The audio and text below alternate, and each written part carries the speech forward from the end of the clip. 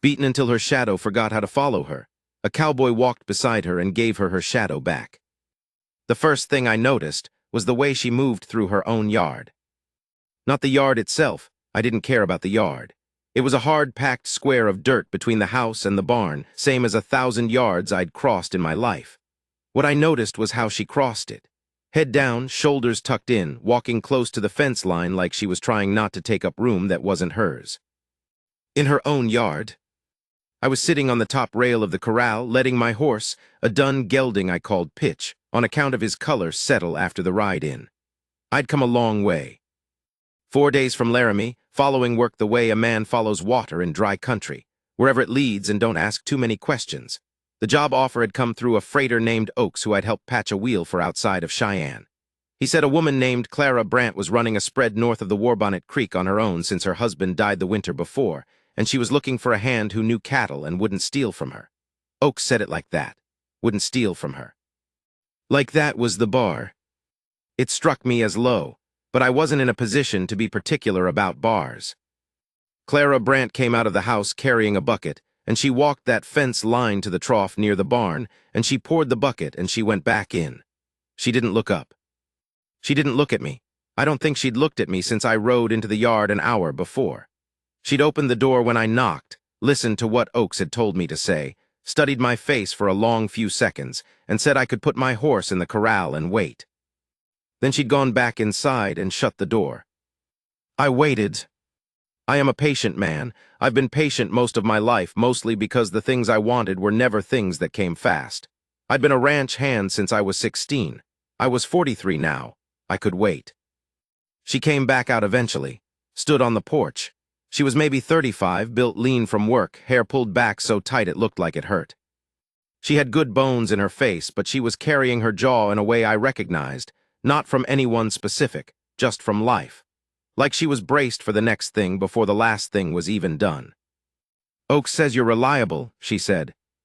I try to be. He says you don't drink. Not anymore. She looked at me again, that same long look. I can't pay much, she said. Board and $30 a month until fall gather. After that, we talk. $30 was low for a man who could work cattle, but she had a look about her that I couldn't walk away from.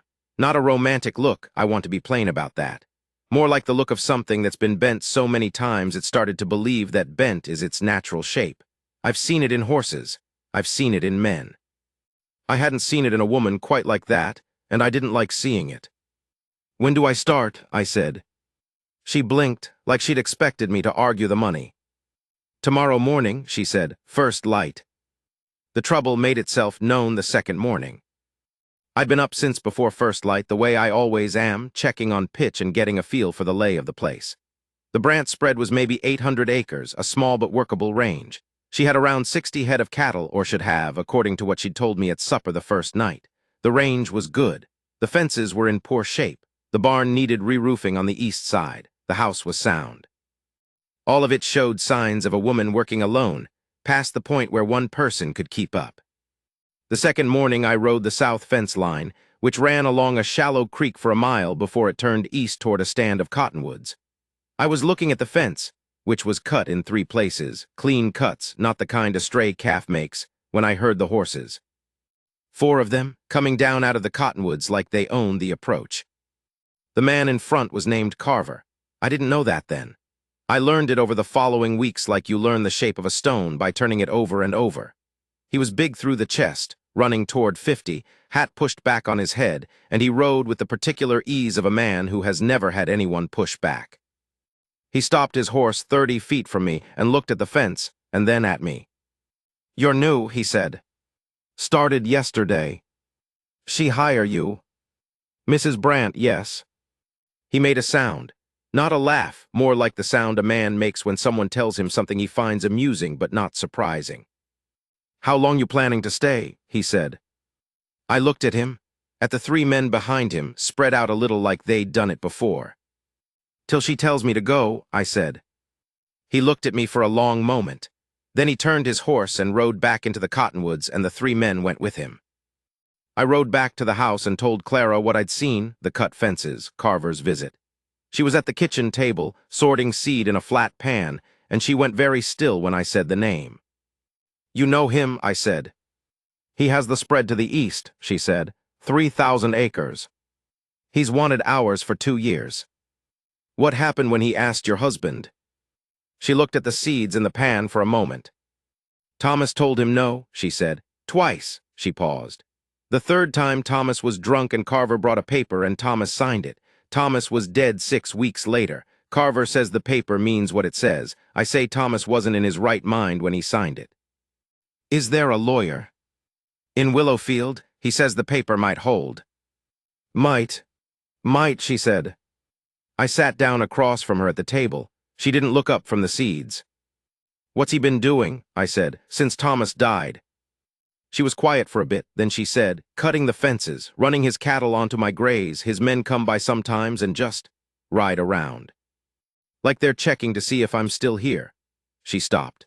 "Last month, Dale Murchison, that's the one who rides with Carver, he rode up to the house when I was hanging washing, and he said that a woman alone on a spread this size was a tragedy, and that I should think about being practical." She said the word practical like it was something she'd had to chew for a while before she could say it. "I told him I was managing fine," she said. "He said that was his point." I looked at her hands on the edge of the seed pan. Steady, but only because she was making them steady. "Mrs. Brandt," I said. "Clara," she said, automatic, like she'd said it before to other people who called her Mrs. Brandt. "Clara," I said, "those fences are going to get fixed today, all 3 cuts. And tomorrow I'm going to ride the whole south and east line and document every place where Carver's cattle have crossed. Are you willing to take that to the lawyer in Willowfield?" She looked up at me. "What good would it do?" "I don't know yet," I said.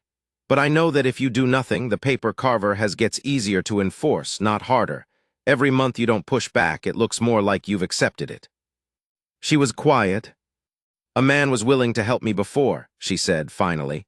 "Careful the way you're careful with something that burned you. A neighbor offered to ride with me to Willowfield. Carver got to him first, I think. He changed his mind." "I'm not that man," I said. She looked at me for a long time. Long enough that I felt it, that look, which was a rare thing. "I'm not a man people study. I'm a man people don't notice, mostly, which is its own kind of useful, but it's not warm."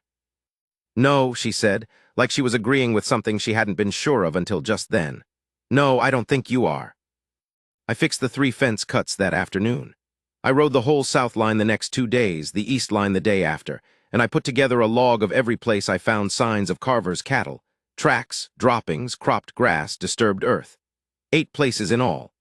I wrote it down in a small notebook Clara gave me, date and location and what I found, because I've found that written things have a weight that memory doesn't. On the 4th day, Murchison came. I heard him before I saw him.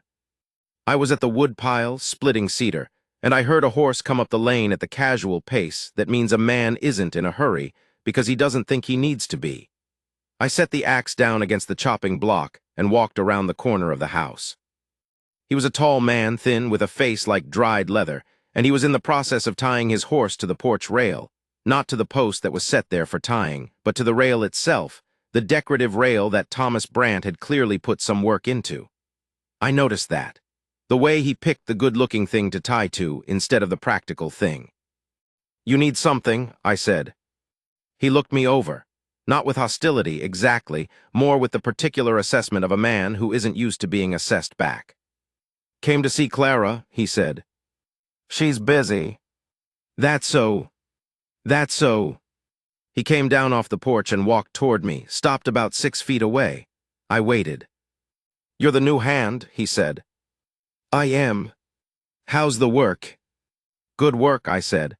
"Well laid out spread, going to need some attention to the east fence this week." He was quiet for a moment, looking at me. "East fence," he said. "Lot of traffic through there," I said. "Cattle from the neighboring range, looks like, hard on the wire." I looked at him. "You wouldn't happen to know whose cattle those are, would you?" He looked at me for a long time. "Tell Clara I came by," he said. "I'll let her know," I said. He rode out. I watched him until he was through the gate, and then I walked around the house again and picked up the axe. Clara was on the porch. I hadn't heard her come out, but she was there and she'd seen it. She had a dish towel in her hands, twisted around her knuckles, and she was watching Murchison ride down the road. "You didn't have to do that," she said. "I know. He'll tell Carver." "That's all right," I said. "Let Carver think about it." She looked at me for a moment. I started to walk back to the woodpile. "Holt," she said. That was my name, Walt Holt. She'd been careful about names, mine especially. Mostly she just talked to me without addressing me at all, which is a thing some people do when they're not sure where they stand with someone. "Yeah," I said. "I appreciate it," she said. "I want you to know that." "You don't have to appreciate it," I said. "It's the job." She was quiet. I went back to splitting wood. Later that evening, after supper, she put a piece of apple pie in front of me without asking if I wanted it. Just set it down with the fork. That was enough. We went to Willowfield 3 weeks after I started. I drove the wagon and Clara sat beside me with the signed deed and the log I'd put together and a letter from her neighbor. A woman named Hattie Prewitt who'd seen Carver's cattle on the Brant range herself twice and had said so in writing. Clara had asked her. I don't know what Clara had said to her. But she'd done it without being asked, and I thought it said something about who Clara Brant was when the weight wasn't all on her at once.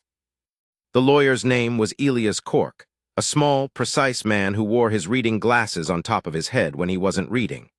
He read the deed that Thomas Brant had signed, and he read my log, and he read Hattie Prewitt's letter, and he looked at Clara over his glasses. "The deed is flawed," he said. "The consideration stated is $10 for 800 acres. He set it down. "No court in this territory would call that fair value, and the testimony regarding the deceased's state of mind when he signed." He looked at Clara. "You can speak to that." "I was there," she said. "He'd been drinking since noon." He could barely hold the pen. "Are there witnesses to his state?" "2 men," she said. "Both work for Carver now." Cork looked at the log I'd prepared. "This," he said, "establishes a pattern of trespass and potential harassment. It won't win in court by itself, but it supports the broader picture." He looked up. "Carver will push back hard if you file. He has money and he has connections in this county." "I know," Clara said. "It could take a year, longer." "I know," she said. Cork was quiet. He looked at her and then at me and then back at her. "You have someone in your corner now," he said. "Meaning me, I think, in some combination of practical and other." "I do," Clara said. She didn't look at me when she said it. She looked at Cork. But I heard it, and I'm not going to pretend I didn't. We rode home in the late afternoon light, the wagon moving easy over the dry road. She had the deed and the papers in a satchel on her lap, holding it with both hands. We didn't talk much. There wasn't much that needed saying. The cottonwoods along the creek threw long shadows over the road, and a hawk was working a thermal high up, circling without effort. "Thomas was a good man," she said after a while. "Out of nowhere, the way things come out after you've held them a long time." "I expect he was," I said. The drink got ahead of him at the end." She looked at the road. "He tried to stop, he really did try." I didn't say anything. "I don't want you to think I'm talking badly about him," she said. "He was a good man." "I don't think that," I said. She nodded, held the satchel a little tighter. "I just wanted someone to know that," she said, "that he was good." "He was good," I said, "and you're still fighting for what he built. That says something about you both." She didn't answer, but some of the set came out of her jaw just a little. Carver came himself in late August. I'd been expecting it. A man like that doesn't send messages forever. At some point he wants to see the thing for himself, take the measure of whatever's standing in his way. I'd seen the type before. In cattle country, in mining country, wherever men build something by pushing other men off. They have a patience that looks like confidence, but it's really just the patience of a man who's always won before and hasn't learned yet what it feels like to be stopped. He rode in on a gray horse alone, which surprised me. I was on the porch washing up after the morning's work, and I watched him come up the lane. He was bigger than I remembered, wide through the shoulders, sitting tall. He tied his horse to the right post, not the decorative rail. I noticed that too. He came up to the porch and stopped at the bottom step. "Holt," he said. "Carver," I said. He looked at me for a moment, then looked past me at the house. "Clara here. What do you want with her?" "I'd like to talk to her myself." Then talk, I said. She'll hear you fine from here. I heard the screen door. Clara came out and stood beside me. She'd been in the kitchen. I could smell the bread she'd been making on her hands. She stood straight, arms at her sides, and looked at Carver. I heard you filed with Cork, Carver said to her. I did, Clara said. That's going to be a long, expensive road, he said. Cork's got no reputation for winning against established claims. He seems confident, she said. Carver was quiet for a moment. He was looking at her, not at me, which I respected in a way. He knew who the real conversation was with. I'll give you $1,200, he said. For the property, that's a fair price for what it is. Clara was quiet. It's not for sale, she said. Clara. It's not for sale, she said again. Same words, different weight. The second time, it wasn't an answer to a question. It was just the fact of things. Carver looked at her for a long moment. Then he looked at me. This you're doing, he said. She was saying no long before I got here, I said. I'm just making it easier for people to hear her. He held my eyes for a long time. I held his. There are men who use that kind of stare to gauge whether you'll blink, whether you've got something behind the eyes, or whether it's just posture. I'm not a posturing man. What I've got behind my eyes is just what's there. 30 years of this kind of work, and a clear sense of what I'll do and what I won't. He looked away first. Not dramatically. He just looked down at the step, then back up at Clara. This won't be easy, he said to her, quieter now. Not a threat exactly, just honest. I know, she said. He walked back to his horse and mounted and rode out. We watched him go. The dust from his horse hung in the still air for a while after he disappeared. Clara let out a breath. One long, slow breath, like a tree settling after the wind. You all right, I said. Yes, she said. She looked at me. You didn't have to stand there with me. Yes, I did, I said. She started to say something, then she didn't. She went back inside. I stood on the porch for a while, watching the gate. The air was hot and clean, and the cattle were moving on the south range, distant, small, dark shapes against the dry grass. It was a good piece of land. Good grass, good water, sound ground. The kind of place a man could stand on and feel the weight of something real under his boots. I was glad she was keeping it. The legal process moved the way legal processes do, which is to say slow and sideways, and with regular intervals of nothing at all followed by sudden movement that looked like progress but sometimes wasn't. Cork filed in September. Carver filed a counterclaim. There were depositions and delays and a hearing that got postponed twice. Clara went to Willowfield 5 times in the fall, and I drove her 4 of those times and waited outside Cork's office with the wagon and read whatever was at hand or just watched the street. In the meantime, the ranch ran. That's what I mean when I say this is about the work. The legal battle was happening in Willowfield and in the county seat, and in whatever mines were doing the weighing. But out here there was cattle to move and fence to fix and horses to shoe, and a barn roof to patch before winter, and 100 small jobs that don't get done by waiting. I liked the work. I'd always liked it. There's a clarity to ranch work that you can't get many other places. You know exactly what needs doing, you know how well you did it, and the land doesn't lie to you about the result. A fence either holds or it doesn't. Cattle either have grass and water or they don't. It's not complicated, and it's not simple, and it's honest in a way that suits me. We got the east half of the barn roof redone in September, before the first frost. Cedar shakes, which I'd cut myself from a stand of dead timber in the draw behind the north pasture. It took 4 days because the pitch was steeper than I liked, and I had to work careful. Clara handed shingles up to me from a ladder, which she'd insisted on doing herself rather than stand on the ground while I made trip after trip. By the end of the second day, I'd stopped arguing about it. She was useful, Clara. That's a plain word for it. She didn't pretend things were easier than they were. She didn't make theater out of hard work, and she didn't ask you to do something and then stand over your shoulder while you did it. She'd tell you what she needed, and then she'd get out of the way and do her own part, which is a thing that sounds simple and is actually rare. The north pasture fence went back up in October, all 400 yards of it, which had been sagging and gap-prone since at least the previous spring. I found 2 old fence posts rotted through at the base, the kind of rot you don't see from the top, that lives in the ground, and I pulled them and replaced them, and Clara came out in the afternoon and checked the work and said, "That'll hold."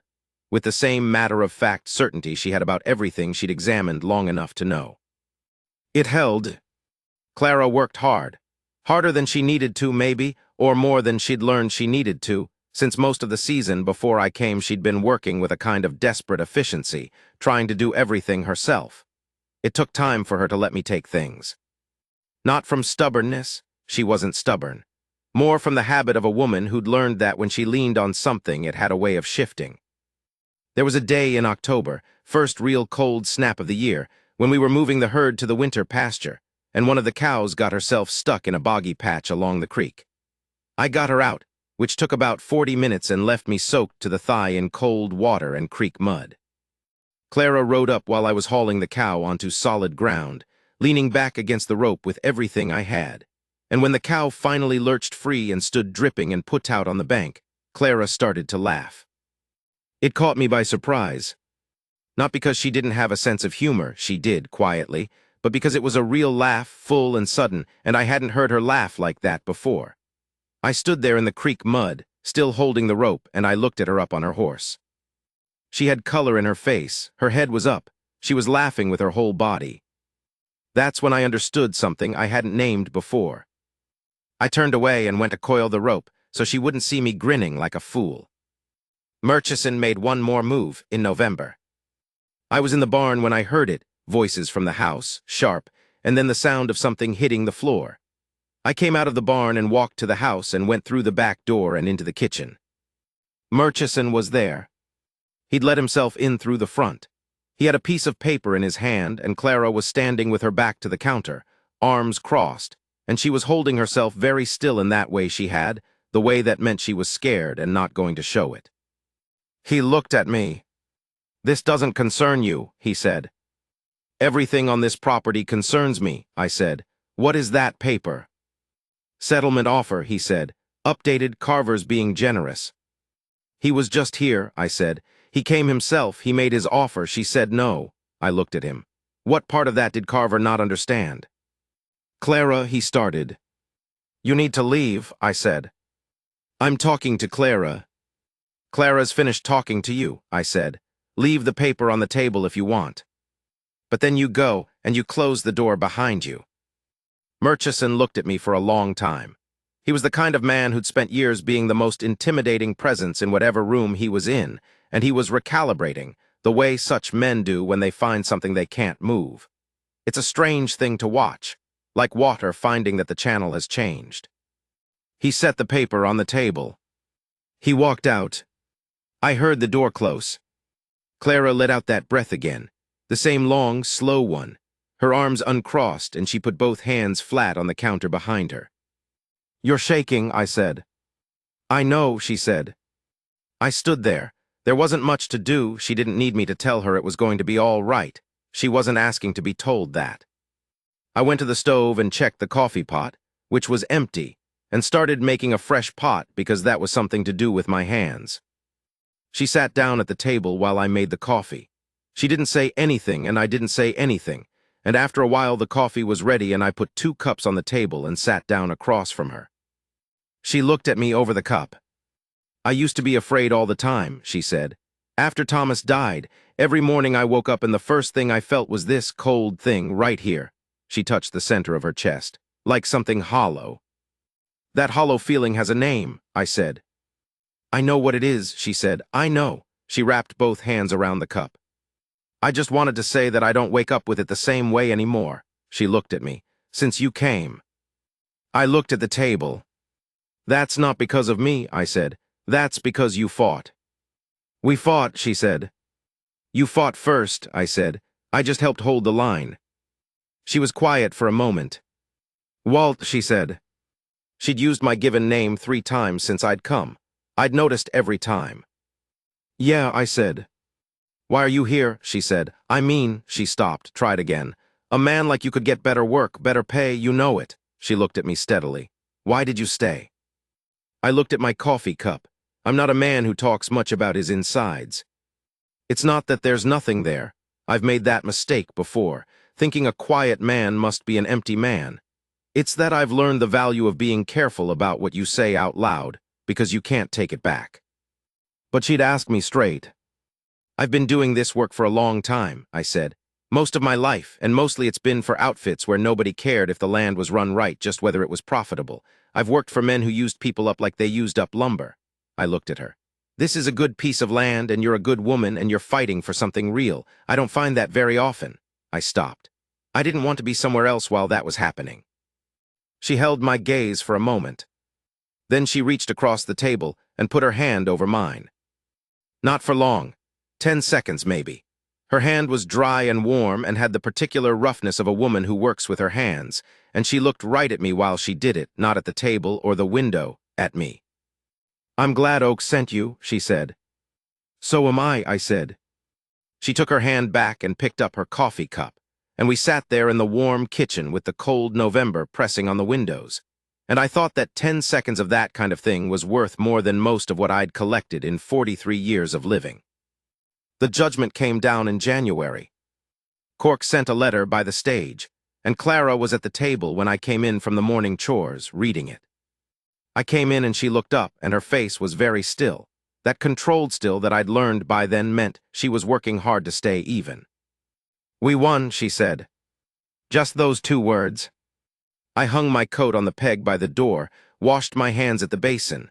I turned around and she was still looking at me. "Cork says the deed is invalidated," she said.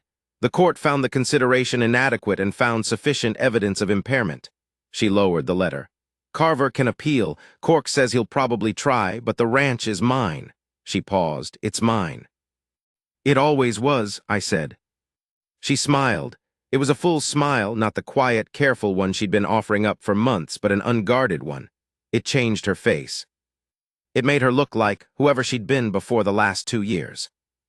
"I want to show you something," she said. She got up and put on her coat and went out onto the porch. I followed her.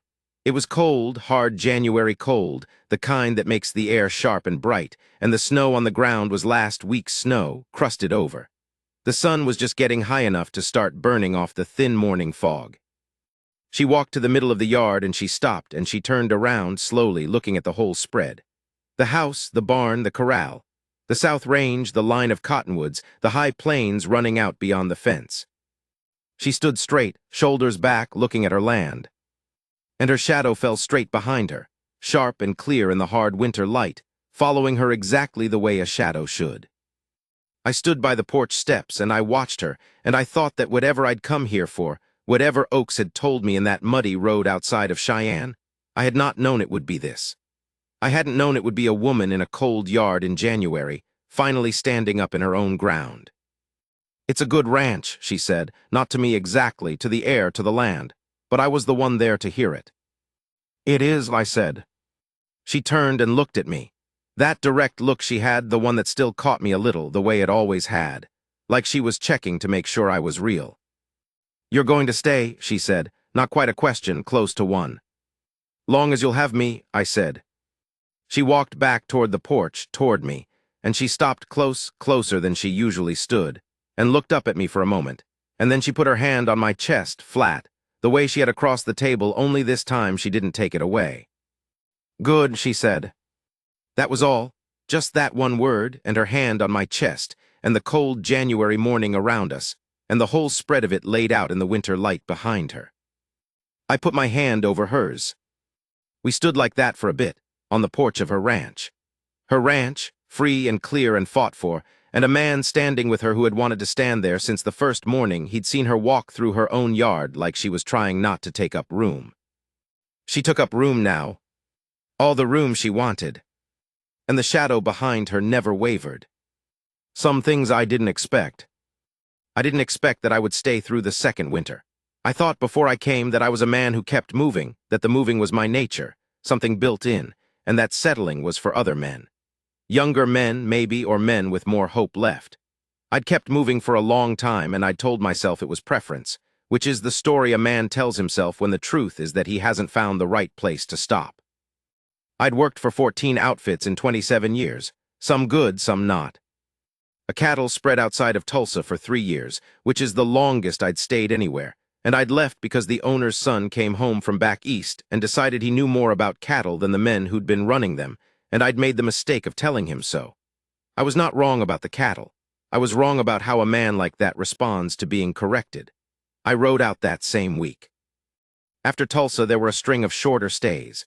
A winter in Colorado, 2 summers in New Mexico, a brief, bad season for a man in Nevada who I didn't know was using his ranch as cover for moving stolen horses until it was too late for me to not know it.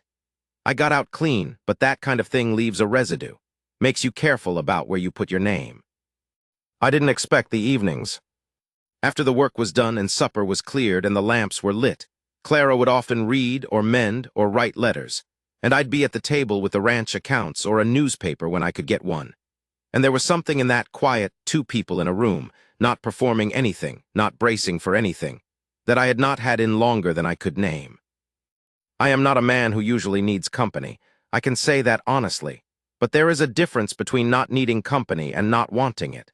I'd collapsed those 2 into each other over the years, the way you do when the distinction stops being useful. Those evenings at the table with Clara showed me the difference again. I didn't expect her to teach me things. She knew plants in a way I didn't, which ones came back after a hard winter, which ones meant the soil was right, where the creek would run high in spring based on what grew at its edge. She'd learned from her mother, who'd been a woman of some learning. She talked about plants the way I talked about cattle, with the particular respect of someone who has paid attention for a long time. There was a morning in early December, hard frost on the ground, when she took me to a stand of cattail at the edge of the lower pond and showed me how she'd been harvesting the roots for flour. I'd been walking past those cattails my whole life on every ranch I'd ever worked, and I'd never known that. She handed me a flour biscuit she'd made from it, warm, wrapped in a cloth, and watched me eat it with an expression that was half serious and half amused. The expression of a woman who knows something and wants to see whether you're paying attention. I was paying attention. I didn't expect to find that I had things to teach her in return.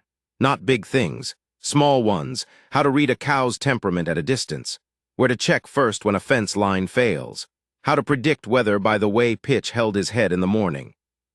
Those small exchanges, back and forth over months, that's how a life gets built with someone.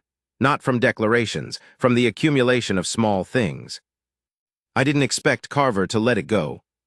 He tried the appeal like Cork said he would, lost it in March. After that, he stopped.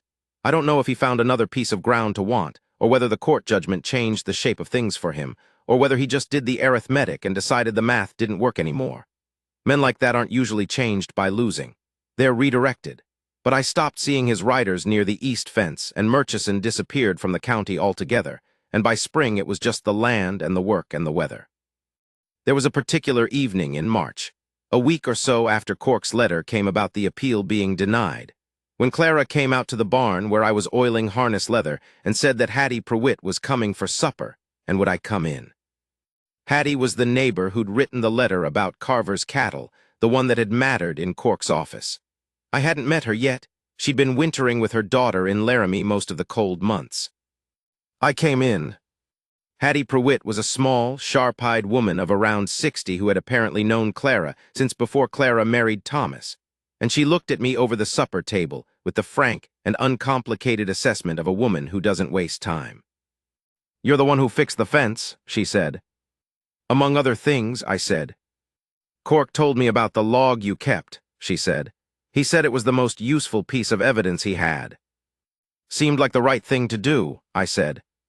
She looked at Clara, then back at me. "Thomas was a good man," she said.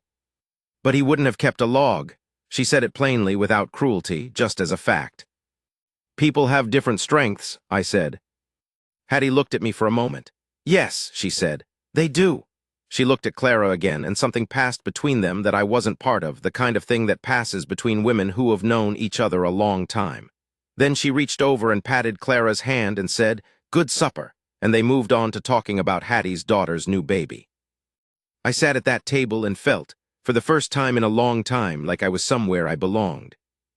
What I expected when I came here was a job. What I got was harder to name, and I'm a man who doesn't name things easily. There was a morning in late April, second spring on the Brant Ranch, when I rode out early to check on a heifer that had been showing signs she was close to calving. The sun was barely up, orange and flat, and the dew on the grass was still cold. I found the heifer in the low pasture with a new calf beside her, a bull calf, spotted brown and white, already up on its feet, already nosing for what it needed. I sat on pitch and watched them for a while. The calf found its footing and stumbled and found it again, and the heifer kept nudging it back upright when it listed too far. Patient and steady, the way a good cow will be. I heard Clara's horse behind me. She'd seen me ride out and followed. She came up beside me on her roan mare, and we sat side by side and watched the calf in the low morning light. "He's good," she said. "Good-sized," I said. "He'll do well." She was quiet for a moment. Then, "I keep thinking about what Cork said about having someone in my corner." I looked at her. "Do you remember that?" she said. "When we were in his office," he said. "I remember," I said. She looked at the calf. "I didn't have anyone for a long time," she said. "After Thomas, I had neighbors, but—" She stopped. "It's a different thing." "It is," I said. "I forgot what it felt like," she said. "To have someone that was just there, dependable, that you didn't have to explain yourself to." She looked at me. "You never made me explain myself." "No reason to," I said. "You're plain enough." She laughed, that real laugh again. I never got tired of it. "I mean it, Walt," she said. When she was being serious, she used my name. I'd learned that. "I know you mean it," I said. "Good," she said. We sat there on our horses in the April morning and watched the calf figure out the world. And the sun climbed, and the dew burned off the grass, and somewhere on the south range, a meadowlark was carrying on like the whole enterprise of spring was its personal achievement. After a while, Clara reached over and took hold of my wrist.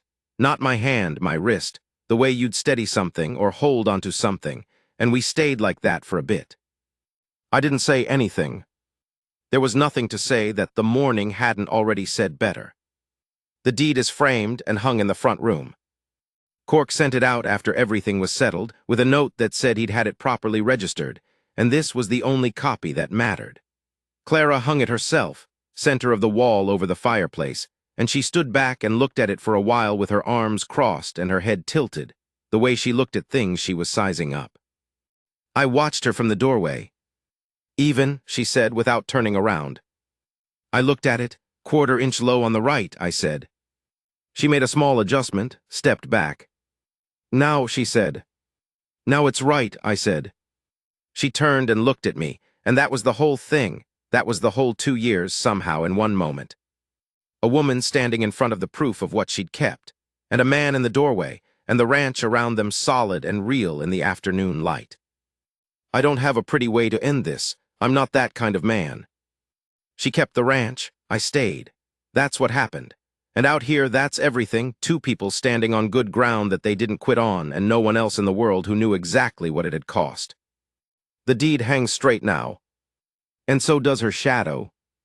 Always.